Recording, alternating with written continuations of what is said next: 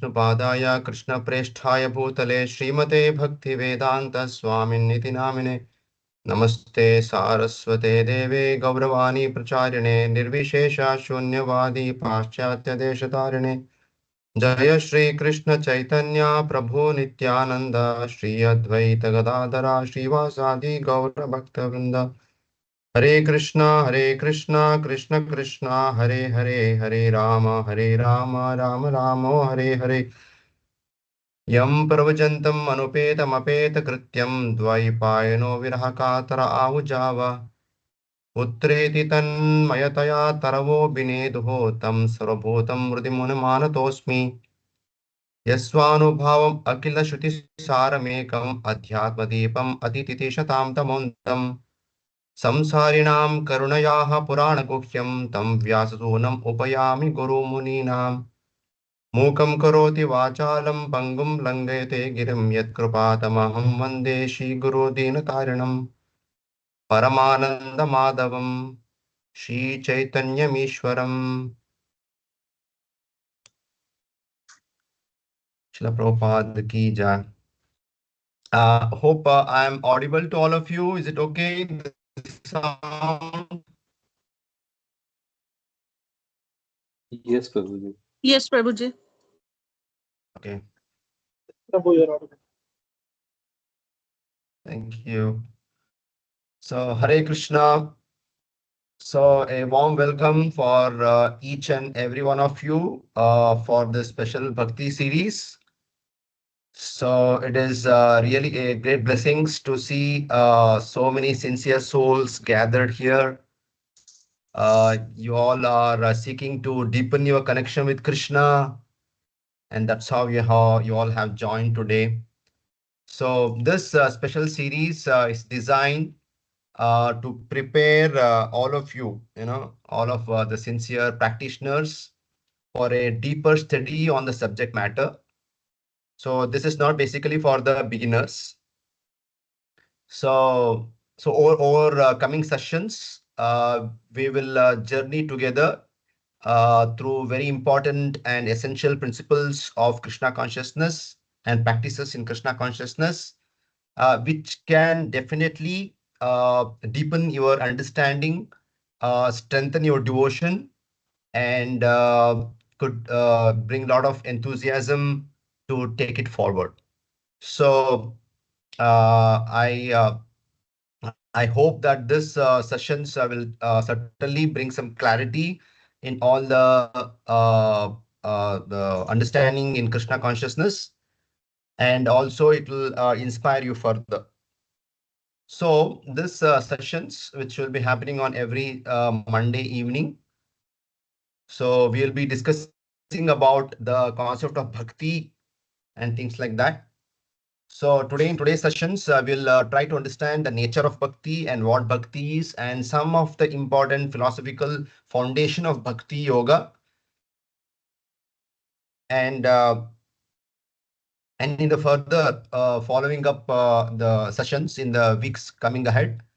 So we will discover more about the nature of bhakti, the scientific basis of bhakti, and some practical applications in bhakti yoga, and some of the real life experiences of bhakti yogis or the pastimes of the devotees. Will be sharing all those things with all of you. So I certainly believe that this sessions will bring you a lot of clarity, a lot of understanding, and in-depth study of bhakti yoga. So again, I wanted to make sure that it is not for the beginners. It is little more advanced course kind, so that the sincere devotees who want to understand more concepts of bhakti, we can dive deep into it, so that your foundation of bhakti become more stronger. So first and foremost, why this session is called as Science of Bhakti, Science of Bhakti Yoga. And why at all we have to study the science of Bhakti Yoga? Because anything science associated with is, we can say some laboratories and experiments and discoveries, right? So science means we remember all those things. So today we'll also explore how bhakti is also a true science. It is not some arbitrary held beliefs. It's not some sentiments. It is not some kind of emotions. No. As people believe. No. They say you are taken bhaktis only for the innocent, only for the women class, only for the less intelligent class. People say this. This Mayavadis, a lot of the people who are in the Gnana Yoga, Dhyana Yoga, Ashtanga Yoga. So they would say bhakti is for the beginners. So today we'll understand bhakti is the means and bhakti is the goal and the final goal. And that we'll be discussing today, that how bhakti is also a true science. So the bhakti means, very importantly, Prabhupada many times he says, is a devotional service or loving relationship with Krishna. So, and our loving relationship with Krishna, it should be very rigorous and it's very real. And basically, our relationship means what happens. Our what all the things come in the action here, our consciousness, the action, and the God Himself. So these three things that we will be discussing.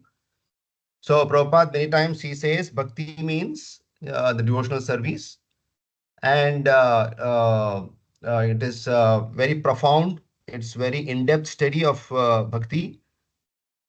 It's only because of grace of Srila Prabhupada and the system set up by Srila Prabhupada that we all have got the Bhakti Yoga.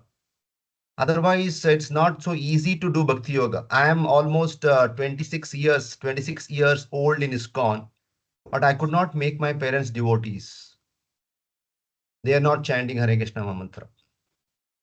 So, Bhakti it is only the Lord chooses. It is not we choose. So, bhakti is the loving service. Bhakti is derived from the bhaja. Bhaja is one of the dhatu of Sanskrit. So, dhatu pata, there's called as dhatu pata in Sanskrit. So, bhakti is derived from the Sanskrit root word called as a bhaja. Bhaja means what? Loving service. Like bhajana we do, isn't it? So, it is loving service. Love means what? Love means it should be selfless. It should be pure. It should be direct, isn't it? So similarly, our acharyas have defined bhakti. Rupa Goswami defines bhakti as anyabhlashita shunya. All of you should remember this. Since you're all practitioners of bhakti yoga, you should memorize these two verses. What are the important two verses of bhakti yogis? I will tell you. The first verse is Anyabhilashita shunya gnana karmadyanavritam anukulyena krishna nusevanam bhaktiruttamam anukulyena krishna nushilanam bhaktiruttamam. So what is that meaning? Anyabhilashita shunya. Without any other motive. Selfless, pure, uninterrupted, unmotivated service is what called as bhakti. It is not contaminated by selfish desires or selfish the knowledge. Then I want to know the knowledge. Let me understand God through doing devotional service. No, or to get some name, fame, karma. So gnana, karma, anavrutam. It is completely free from that. Shunyam.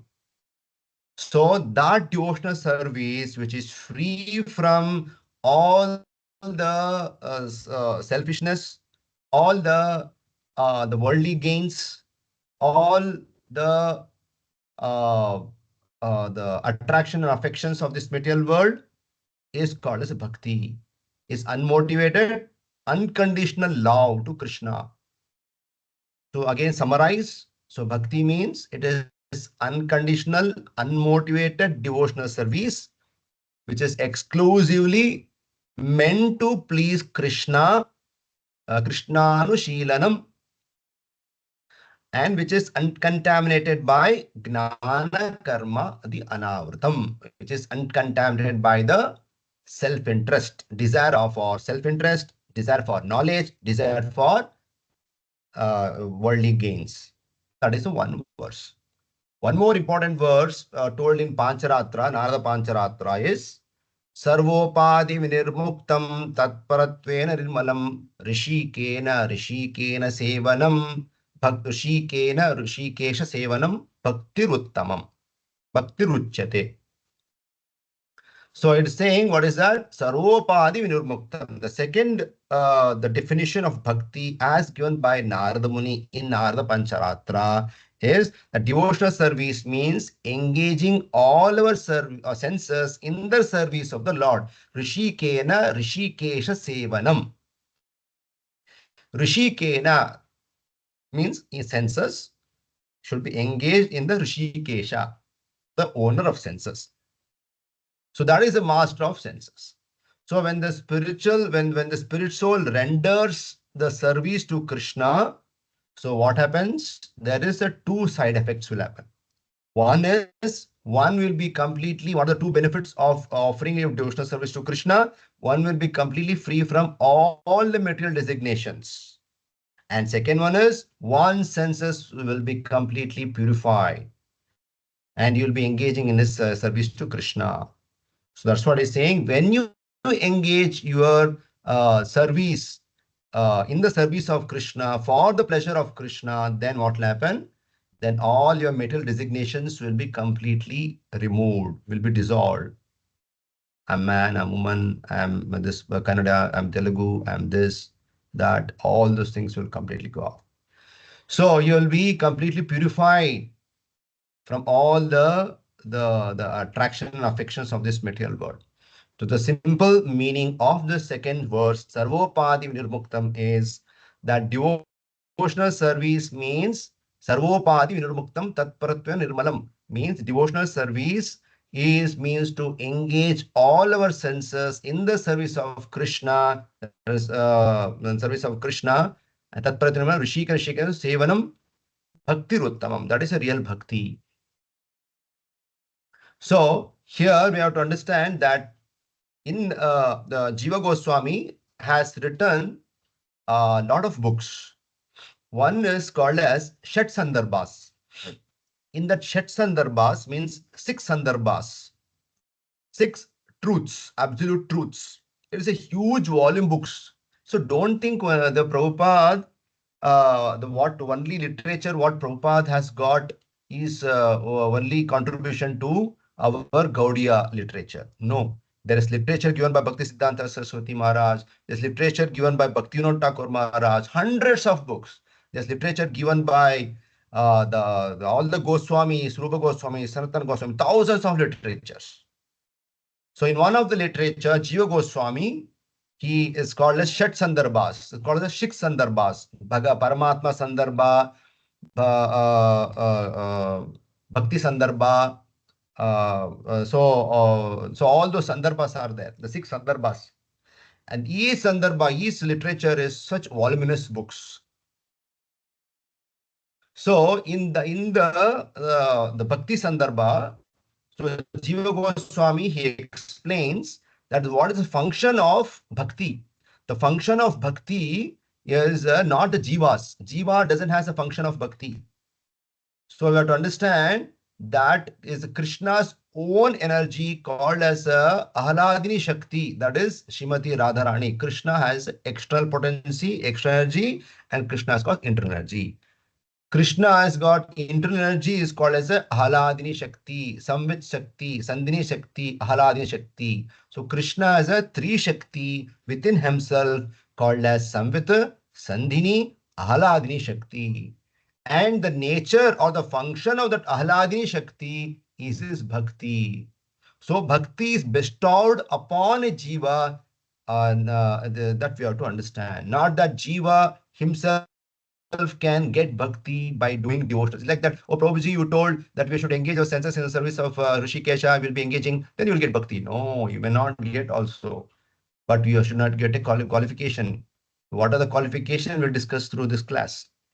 So we have to understand that only the bhakti can choose a bhakta, not a bhakta will can choose a bhakti. No. So it is a Lord's Bhagavan Shakti himself. Yame vesha runate tena yesha labhyaha. It is said that yame vesha tena yesha labhyaha. That bhakti chooses a bhakta to get connected to Bhagavan. So, and why we are calling bhakti as a science, we have to understand here. So we call bhakti as a science. Why? Because most of the people also in the think why Prabhu has told the science of bhakti yoga. Because in science there is experiment, there is a logic, there is evidence, isn't it? So, but bhakti means what? Bhakti means some kind of faith, some kind of sentiment, some kind of emotions. But we have to understand carefully that just like science is some systematic study of some knowledge, which is based upon some universal laws. It's a pursuit of knowledge based upon some universal laws. That is all science is about. Just like Newton law, just like Einstein was some law, or some laws made by some scientists. Keeping that as a base, the sciences develop upon it. Systematically, it develop more advanced. But here, similarly, Bhakti Shastra also, it is very clear. It is a universal principle, and it is about the nature of the soul, nature of the Bhagavan, and the relationship between both is nothing but is Bhakti is also about. So even in Bhakti, there's a lot of laws which are revealed. You have to understand. So this bhakti is nothing but it is an experience. It is a verifiable only through experience. So we have to understand that bhakti is a science in a higher sense. So just like in a science, what you have to do when you science in a scientific experiment, when it produces a repeatable, verifiable results again and again you do. Like H2O, you add two molecules of hydrogen, one molecule of oxygen, it will become a water. Or you add or mix one molecule of carbon and two molecules of oxygen, become carbon dioxide. Or with sulfuric acid. What is sulfuric acid? H2SO4, sulfuric acid, H2 sulfuric, and oxygen. So H2SO4. It is a formula we all learned in science, or what we call CH4 methane gas, isn't it? So hydrogen and carbon. So it is the methane. So and or in sodium NaCl. So all those things we understood through our science that there is just add two, three molecules, this and that, you will get this substance. So it is something which can produce a repeatably, verifiably same results is a science, right? Similarly, here also is a transformation of heart. In bhakti also, there's a transformation of heart, a realization of Krishna or God, and there's a practical changes which happens in one's consciousness.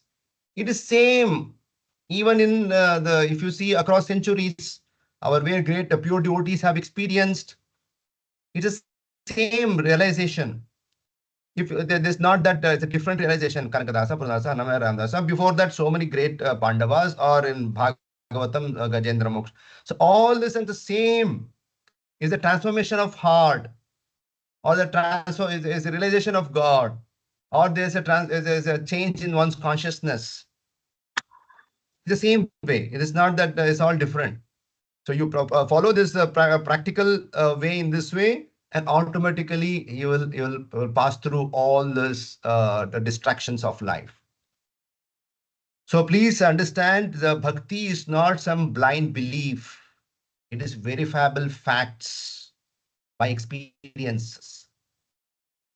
So just like science also has some doubt, but the bhakti begins with the faith. Science begins with the doubt, but the bhakti begins with the faith. So both, if you take both our experiments, let's understand like this. In science, for experiments, where do you go?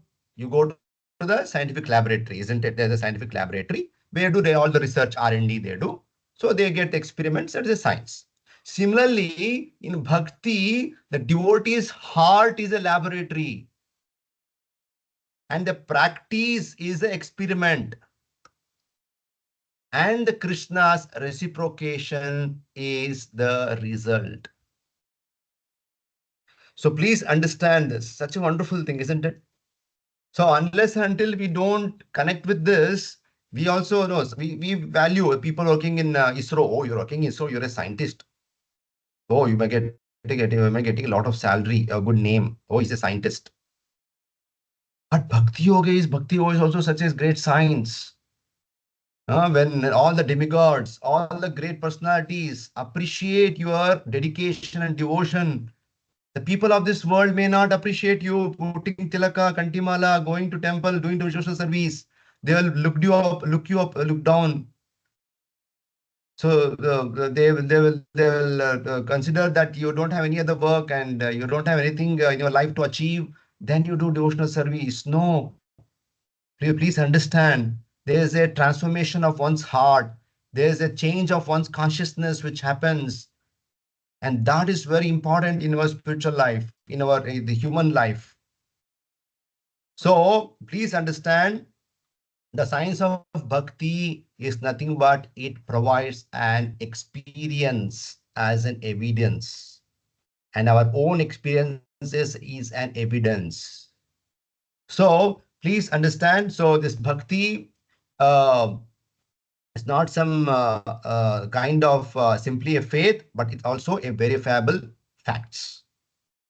So bhakti operates on kind of observation. That what is the observation? The observation is nothing but it is revealed truths given by Srila Prabhupada, Acharyas, and all those great devotees. It's experience. They are told experience. Like how Prahlad Maharaj is experiencing the bhakti, even though his father is torturing him. How Gajendra is all experiencing bhakti, even though he has been troubled and tortured for thousands of years. Uh, so that is a bhakti which purifies. What is a bhakti? Which purifies our senses, so that and also it removes us from the ignorance, so that we can see Krishna face to face. And that only bhakti can do this, not by gnana, karma, or any Veda, or any dhyana, or any Ashtanga yoga.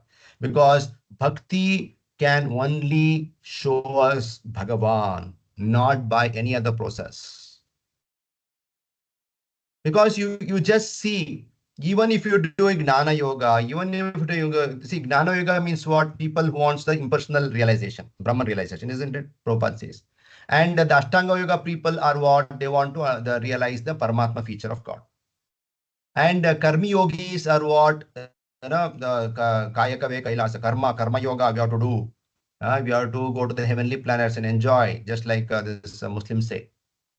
You go to the Jannat and you can enjoy there. So bhakti is not like that. Bhakti is one which can really make you meet with God. It's only one bhakti. That's what Krishna says, Bhaktyam ami janati, isn't it? So bhakti is essence of all religion. Bhakti is the core teaching of all Vedas, where Krishna is saying, we are the followers of Krishna. Some people say, oh, you people are only saying Krishna, Krishna, Krishna, Krishna. You don't have any other thing. You don't worship Shiva, you don't worship. No, we worship Shiva or Ganapati or Durga in relationship with Krishna. We give more respect to all these great demigods more than what you people are doing, we should say. So please understand, in bhakti also there are laws. Not simply in science, there is a law of gravitation, there's law of electromagnetic, there's a forces, the three important forces. They say law of gravitation, the gravitational force, electromagnetic force, nuclear force, isn't it? So they're all there's some fundamental laws behind them. So going forward in our coming sessions, we'll be discussing about this important the aspect of our bhakti. So just like there is a law of gravitation, so similarly there is a law of gravitation in bhakti. What is the law of gravitation? We understood that the apple fell on Newton's head, and then he started thinking, oh wow, there's a kind of a gravity force which is making it fall down. That's what that every object in the universe, it attracts the every other object. That force is called as a gravity, is what Newton has made. So similarly, bhakti also attracts Krishna. So it draws the Krishna and Bhagavan together. So that law of gravitation, that we'll understand, and there's a law of gravitation wonderfully. The right now, what I can get in my mind is that wonderful story of Sanatana Goswami, how he got the deity Madan Mohan deity, isn't it? There's a Madan Mohan deity. So we all know this story. In a short, I will make you know, revive or get to remember this story again. Most of you know this wonderful, and those who don't know, it is a good information for you to know. So Sanatana Goswami used to live in Vrindavan. So he used to, as interested by Chaitanya Mahaprabhu to rediscover all the lost places in Vrindavan. So Sanatana Goswami and Rupa Goswami, actually initially Lokanath Das Goswami and Bhugarbha Goswami were the initial the devotees were sent by Chaitanya Mahaprabhu to excavate the lost places of Vrindavan. After that, immediately after them, it was Sanatana Goswami and Rupa Goswami was interested to find out the lost holy places there. And after that, all the Raghunath Das Goswami, Raghunath Bhatta Goswami, Gopala Bhatta Goswami, Jiva Goswami, and all other Gosprabhananda Saraswati, and all other Goswamis and devotees was sent by Chaitanya Mahaprabhu. Chaitanya Mahaprabhu take shelter of Rupa Goswami, Sanatana Goswami, and work under their shelter. So this Sanatana Goswami, Rupa Goswami, the initial the devotees were there in Vrindavan. So that time Vrindavan was completely, there was nothing. It was plain lands and forest. So Sanatana Goswami used to live under one tree each day, and sometimes he used to go to the Mathura because Mathura was a city, what was a big city, and so Sanatana Goswami used to go there to Mathura for some madhukari. Madhukari means asking for alms. So every day, so he used to go for madhukari. So just imagine, every day used to go. Sanatana Goswami from Mathura, Vrindavan to Mathura is 15 kilometers now, because Vrindavan has grown. That time probably is maybe 18 kilometers, something like that. So almost 15 to 18 kilometers he used to walk to ask for madhukari. So big for whatever the food available from the house people, so that he get an opportunity also to preach to them about Krishna consciousness. So they used to go to the Mathura. So where otherwise Sanatana Goswami used to stay in the Dvasaditya Thila. There is where Madan Mohan temple, the old Madan Mohan temple near here Yamuna. So most of you have gone to Vrindavan, you can remember. So that was a simple hillock where the pastime is when Krishna killed, when Krishna subjugated the Kaliya. So since he was there so many days in the river, he got cold. So he came over this the Tila. Tila means on a small hillock, and he dried himself.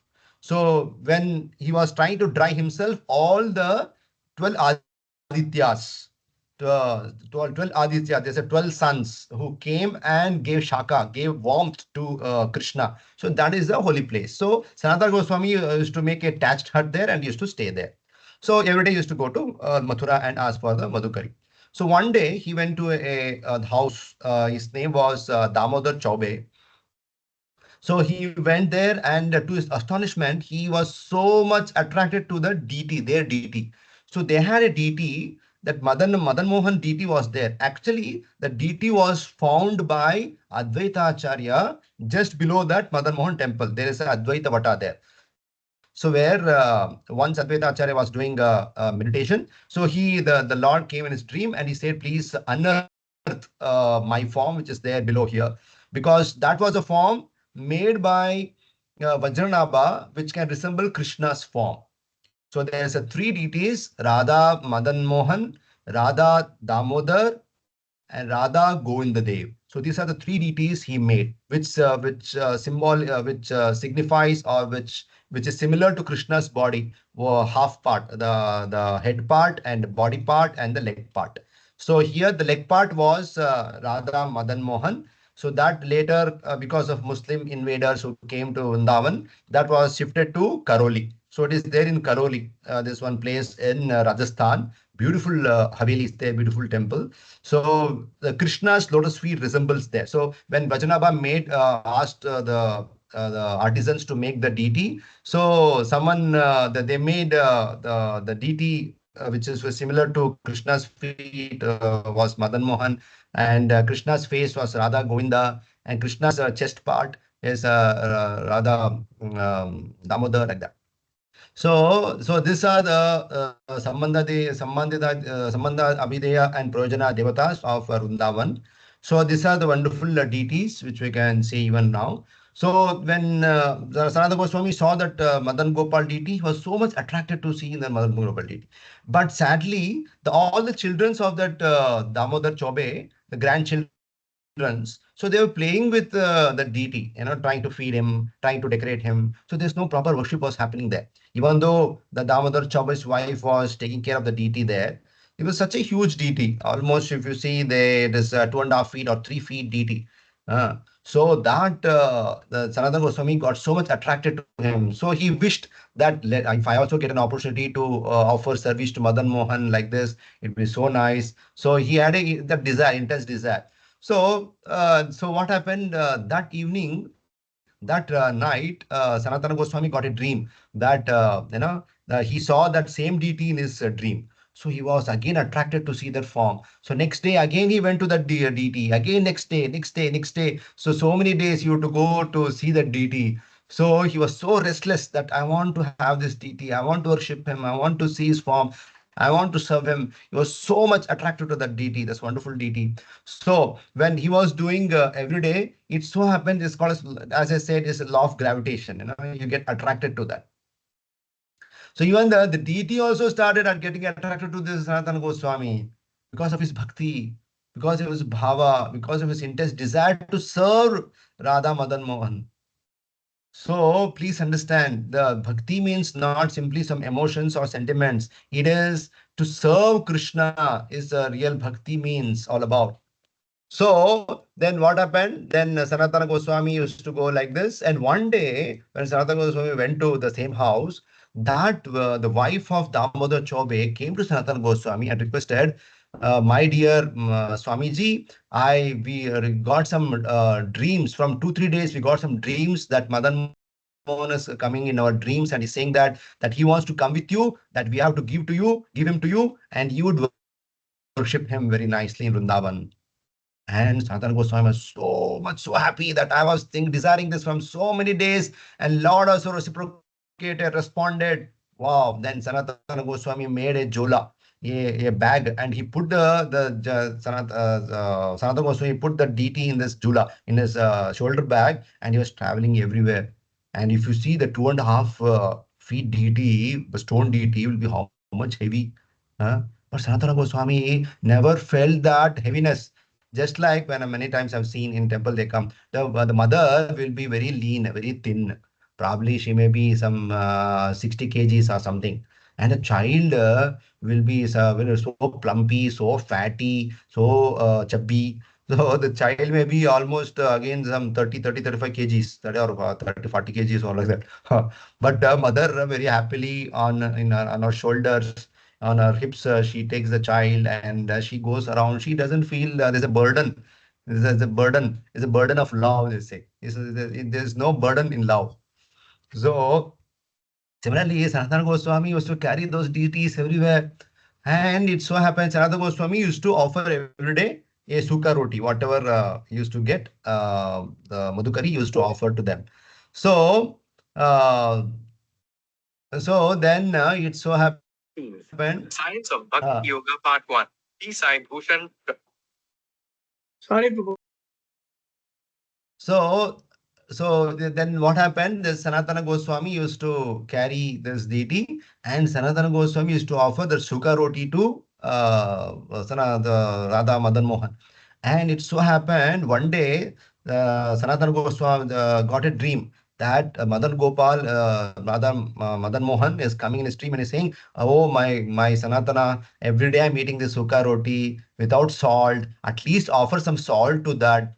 Because Sanatana Goswami used to get some wheat flour and used to make some butties or some chapatis, because salt again it is is affair, is a costly affair, you know.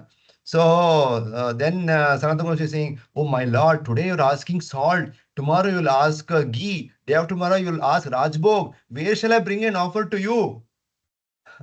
So then Sanatana Goswami is openly speaking to Madan Mohan that I can't offer you so many things. I am a sadhu. So in this, if you just see, the Sanatana Goswami is humiliating Madan Mohan. That you're asking you this, you're asking you that, tomorrow you'll ask you something. I can't you offer this? Please understand, whenever it's a greedy persons, do not mind humiliations. So here his greed for loving service of Sanatana Goswami was so great that he preferred to suffer the humiliation. The Madan Mohan preferred to suffer the humiliation,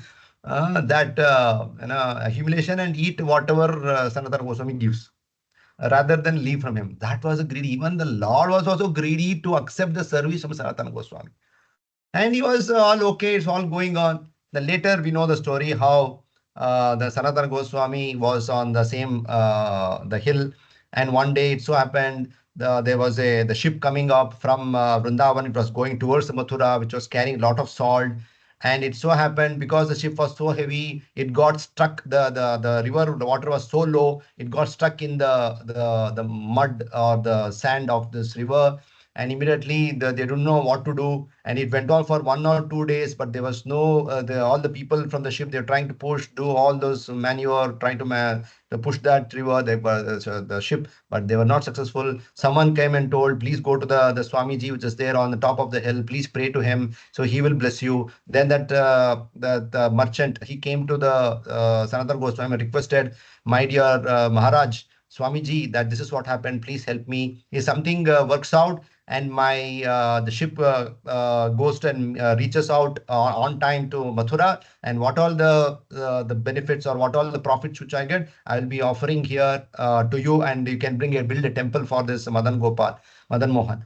So then Sanatana Goswami said, "Okay, as Lord wishes, you'll be saved. Don't worry, go."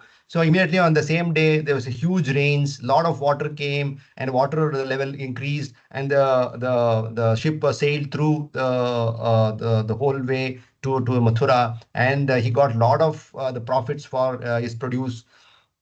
And finally, that temple was built. That was the first temple of Vrindavan.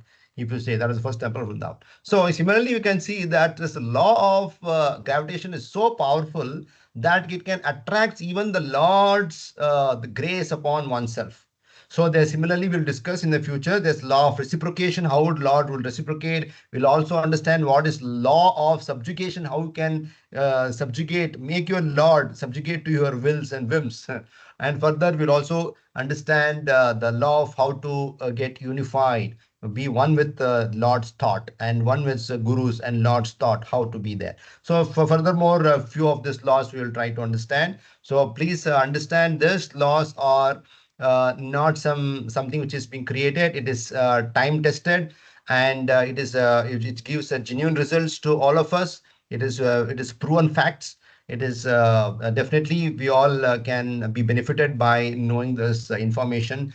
So we have to understand. So today we discussed some of the important principles, that the essence of bhakti. Essence of bhakti is nothing but which is intense, loving devotional service to Krishna, is what the devotional service is all about. And serving Krishna, bhakti ruttamam. So we also discussed about anukulyana shilanam, that which is pleasing Krishna. We should do devotional service which is pleasing Krishna. We can't simply say I will do devotional service, whatever my mind says.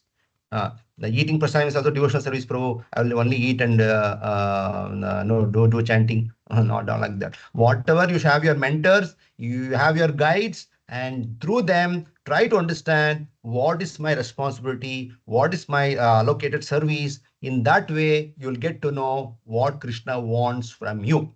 And this way, you can completely be from all selfish desire and ulterior motives. So please understand. So this bhakti is there's a saying. What is that? The We are not human beings with a spiritual experience, but we are the spiritual beings with a human experience. So similarly, here also in bhakti, we have to understand that we are all Bhagavad Gita. The n number of times we have read Bhagavad Gita, Bhagavatam, so many classes, that we all know that we are all the spiritual beings, the eternal spiritual beings, and we have intrinsic relationship with Krishna. And when our whole human journey is an opportunity for us to reawaken, is for us to reestablish our relationship with Krishna, and this how we can really fulfill our the purpose of human life, to go back to Godhead, to reach to Krishna's place. And this, whatever the path may be, there are a lot of paths. As I said, there's Jnana Yoga, Dhyana Yoga, Tanga Yoga, Karma Yoga, Raja Yoga. There's so many yogas which are means to reconnect with God. I'm not saying they're all false, but as Krishna says in Bhagavad Gita, that the best way, as Krishna recommends in Bhagavad Gita, that Bhakti Yoga is the most effective and a powerful spiritual path to achieve, and very easy process. So we have to understand that devotional service and the loving devotional service is nothing but kaya vacha manasa. When we engage our mind, our senses, and our thoughts in the service of Krishna, our words, sorry, our mind means nothing but thoughts, our actions, and our words in the service of Krishna, and that is nothing but bhakti yoga. And this is very much important. It is bhakti yoga is not something armchair philosophy. Oh, we got it, and we do chant, switch on the fan, switch on the AC, switch on the TV, and or keep mobile next to you and do chanting. No, it is not armchair philosophy. Please understand. Or it is not some some arbitrary held beliefs, or some social religious conventions, or some kind of school of thought, and someone created, or some kind of a Sunday program. We come, you dance, you hear some class and eat Kishti Prasadam, go. No, it is a way of life. The bhakti is a way of life where you have been chosen to take this process so that we achieve the purpose of human life.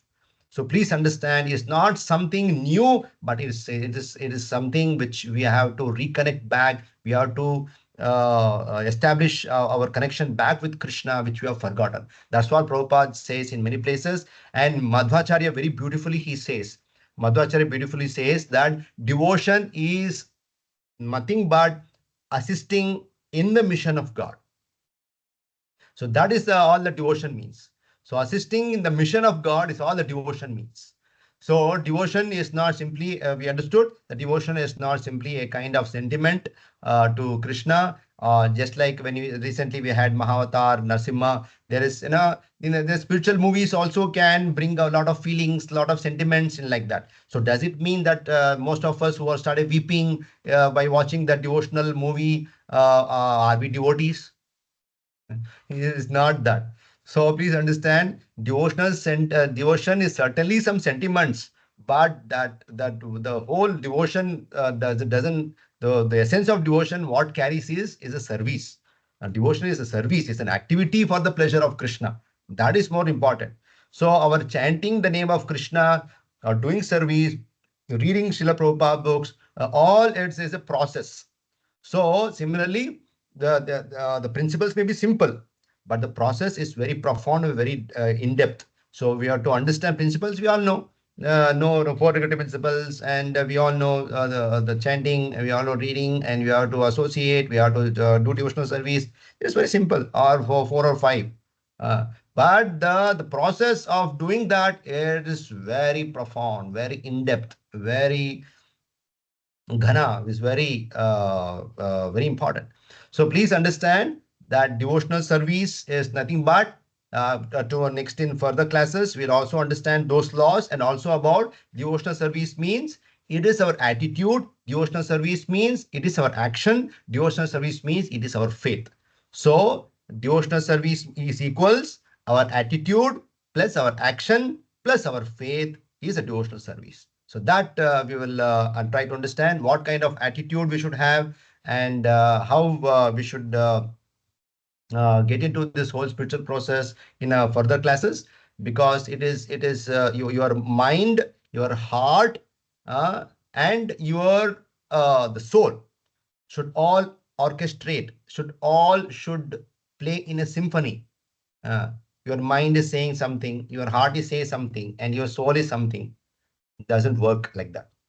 So everything should vibrate together, so that then they can be good orchestra. In orchestra nowadays, Ganapati, they all keep the orchestra, So someone is playing something else, and someone else is singing somewhere else. So who wants to sit there? It is very karkasha. It is very difficult. You can't sit there. Very uh, difficult to hear. So please understand, devotional service itself is one symphony. It is a kind of orchestra. So orchestra of what? Orchestra of our heart is nothing but it is an our heart, our soul, and our the faith, our mind is what we come into the reaction. So in action is what about the devotional service means. So thank you all. It's almost 8:15. We are supposed to have till 8:15. It's already 8:20 now. So anyone has any questions I would like to take, else we can move forward to end this session.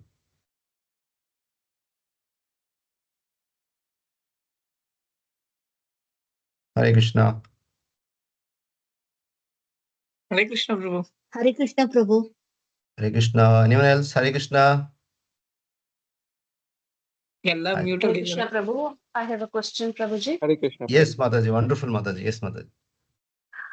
Prabhuji, as you said, like Bhakti, we into Krishna consciousness are now starting to understand what actually is Bhakti Bhav and how we should be serving Krishna.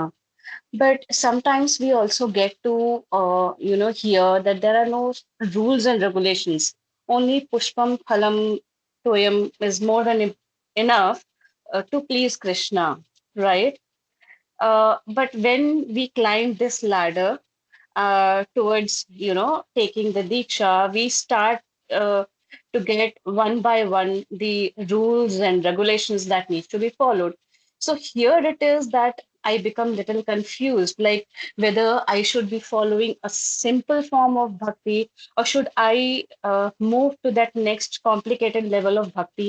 And when I am doing it, it is not necessary that people around me are also into it. For example, in a family, there's only one person who is involved in Krishna consciousness, but other members of the family are not at all interested in it. So, like now, their way of doing, bhakti is different, and our way of doing bhakti is different. So this makes me completely confused as to what is right and what is wrong, and what should I be doing about it.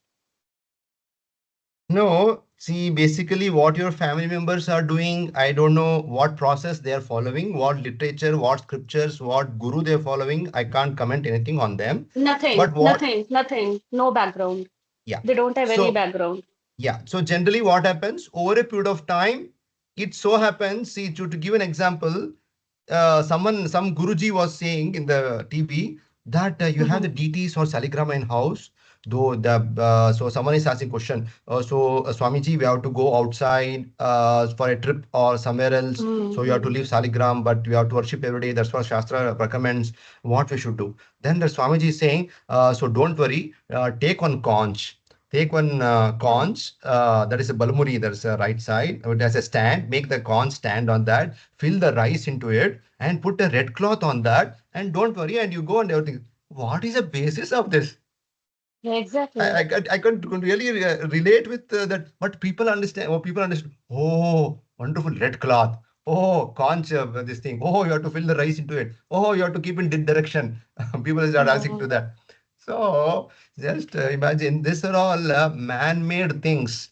unless until it is not been backed by our principles, our acharyas who have led their life and shown us how to, what Krishna says, etama prapadyante tam tateva jamyam mama vartaman vartante manushyaha partha sarvashaha mama vartaman vartante, people will follow me as I do. So I'm setting an example as Rama or Krishna, Varaha, Narasimha, how I should. So I am enacting in that way so that people also follow me.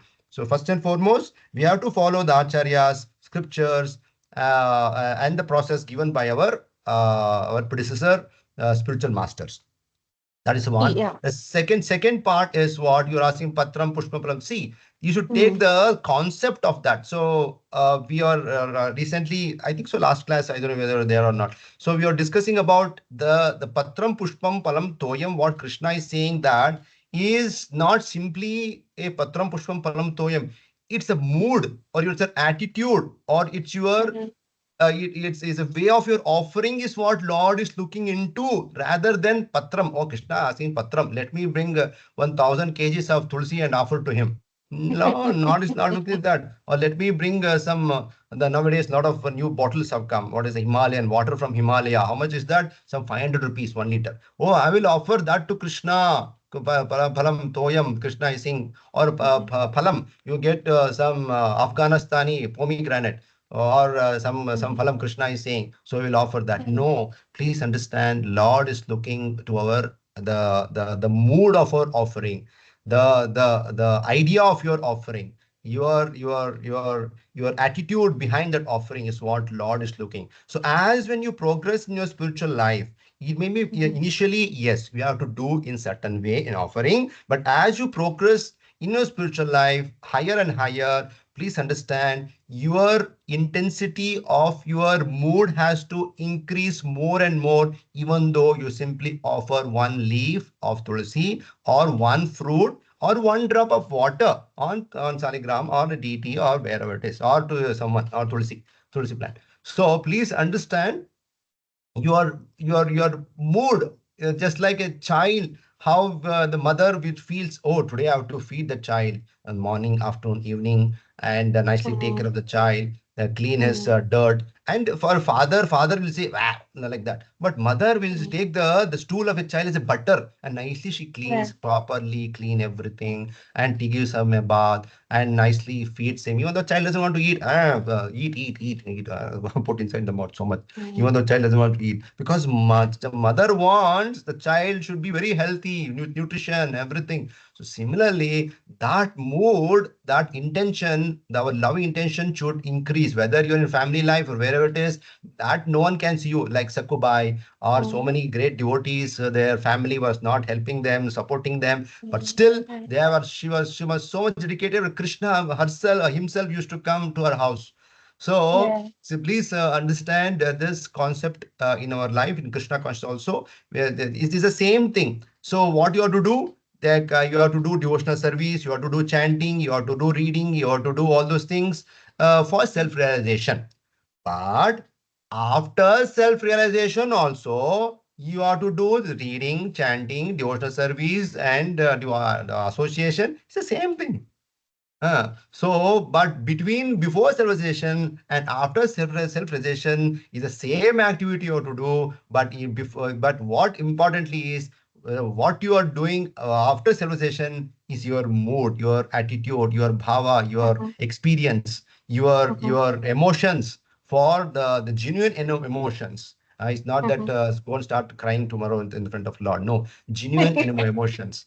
So your Yeah. genuine emotions is what, when you're seeing the Lord, you yourself can test how much minutes I can see the Lord. 5 minutes, 10 minutes, 15 minutes. After that, your mind, mobile, family, chapel, all the experiences come in the mind. So Ji. when you're standing in front of the Lord, can I see him for 2 hours like this? Can I keep chanting like this? Otherwise, how Prabhupada, you just take Prabhupada, how much struggles he had. Mhm. This his house problem, family was not supporting him. Then there's a whole health was not supporting him, and his business was not supporting him. No, there's God brothers was not supporting him, and none of this was supporting him. But still, he took that the message of his guru to his heart and went to the Western countries, and everywhere you just see only about Krishna, Krishna, Krishna, Krishna, everything about Krishna, only about talking about Krishna, eating about Krishna, speaking about Krishna, associating with Krishna, chanting about Krishna, seeing about Krishna, touching a Krishna, all completely just like Ambarisha Maharaj used to engage all of his senses in the service of the Lord. So just imagine how Prabhupada, within the 10 years, a man and a human can achieve such a great heights simply taking the name of Krishna somewhere in different country with our English or Bengali kind of English. Sorry to say this, and old man. Sorry to say this, and his kind of presentation. Sorry to say this. How the Westerners, how the youths, Prabhupada attracted only youths, and that to Western youths. Can you just imagine? How Prabhupada was able to, his tapestry was lost and he was put out, he was thrown out of the place when he was staying there. And so many struggles. He has to eat from the same fridge where some of the Sally, where they used to keep the meat in the top, this thing, and this the Prabhupada used to cook on his own. And used to wash and cook on his own and do preaching and feed people and write correspondences, build temples, make principles, the principles for the institution, and a lot of devotees problem. Someone wants to divorce, someone wants to get married, someone wants to do some left Krishna conscious. So all those things Prabhupada has to deal with that. So please remember, but Prabhupada never showed those frustration in face of in his face. Always. Just imagine Krishna was born in jail. Who was such a humiliation, you know? Can you tell I was born in a jail? What you did your parents to do, huh? They will ask. I will tell. I was born in no, Saint Teresa's or what is that? Cloud 9. People say it is a it is a opulence. It is a name and fame. But Krishna was born in a jail. But and Krishna, when he killed Kamsa, also he gave that whole kingdom to his grandfather. Or after killing Jarasandha, also he gave everything back to the Pandavas. Or Rama also, after getting won over this, he gave it to Vibhishana. So all these pastimes of this Lord, we can definitely say they never show their frustration. Even after whole Mahabharata war, he was cursed. Did Krishna show his frustration anywhere? Krishna did tell Bhagavad Gita, see, it has happened to me also like this. Anyway, he said that. So please understand, this is our whole process. So all the things will, humiliations may happen in our life. But as I said before, if you have intense greed, ekam laulyam, tatram ekam laulyam. So if you have that laulya, if you have greed to get something, he will definitely see all other things secondary. There are so many Hollywood movies, Bollywood movies, all about love only. So the start, you're going to ready to do any crime, ready to do anything for the pleasure of your beloved, isn't it? So please understand the same principle here. If I am able to awake whole night with a woman, why can't it be the awake in the daytime with Krishna and chanting? That ourselves we have to check. Ourselves we have to look back and see how to what we are attracted to or attached to. So that intense greed is what we have to really work about that for Krishna. The Prabhupada showed, even though Krishna, none of us have seen Krishna. So Prabhupada also not shown us Krishna. See, your Krishna is here. But his action made it do. His action, see his action is the Bhakti Siddhanta Saraswati's action, Bhakti Thakur Maharaj's actions, all the great Acharya's actions. You can just see how Bhakti Thakur Maharaj also, how much he used to struggle so hard with the so many great stories are there. So much he was troubled by so many people.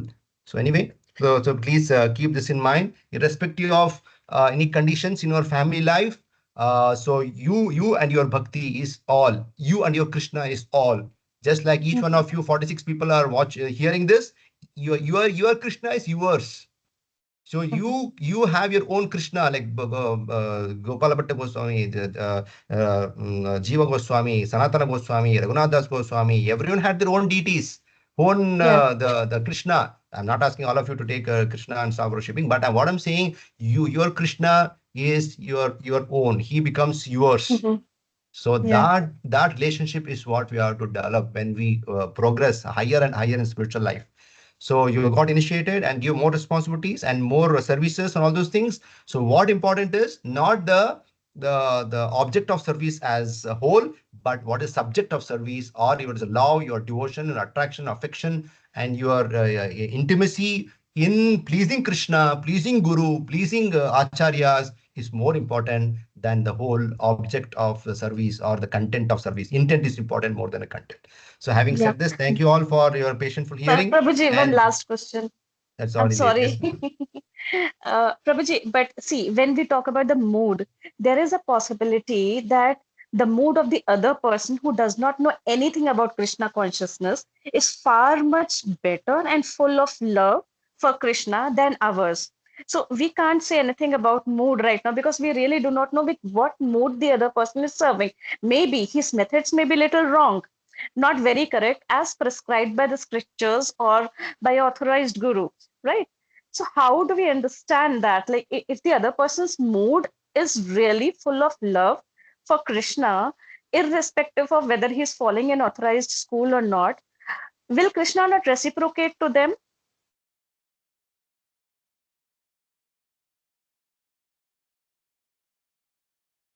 Hare Krishna, Prabhu. Hare Krishna Prabhu. Oh, we lost him, it seems. Prabhu will reconnect. Please wait.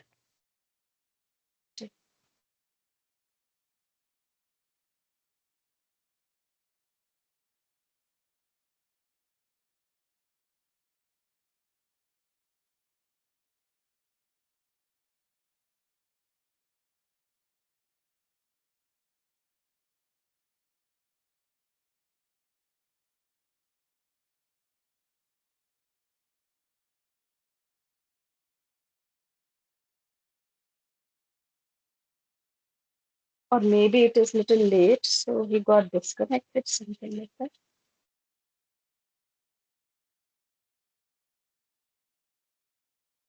Mataji, probably his internet connection is down. I'll check with Prabhu. Ji. I'll wait.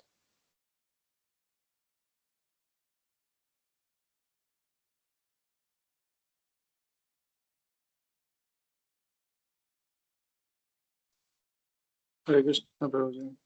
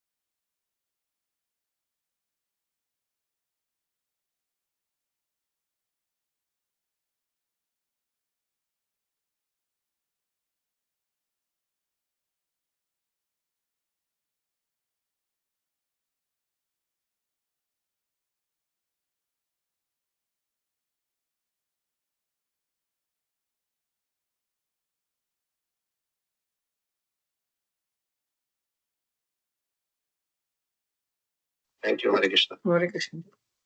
Hare Krishna devotees, Prabhu will answer the question next session. He has some internet issues. Thank you, Mataji. Okay. Nishita No Mataji. problem. Ji, Prabhu. Prabhu will answer the question next session, Mataji. His Okay, battery and is when also is the down. next session? Prabhu, when is the next session? Probably we will get info from this group itself. Okay. They'll Okay. put on the Thank you, group. Hare Krishna Mataji. Hare Krishna. Thank you, everyone. Thank you. Hare Everyone Krishna. can log out. Thank you. Hare Krishna. Hare Krishna.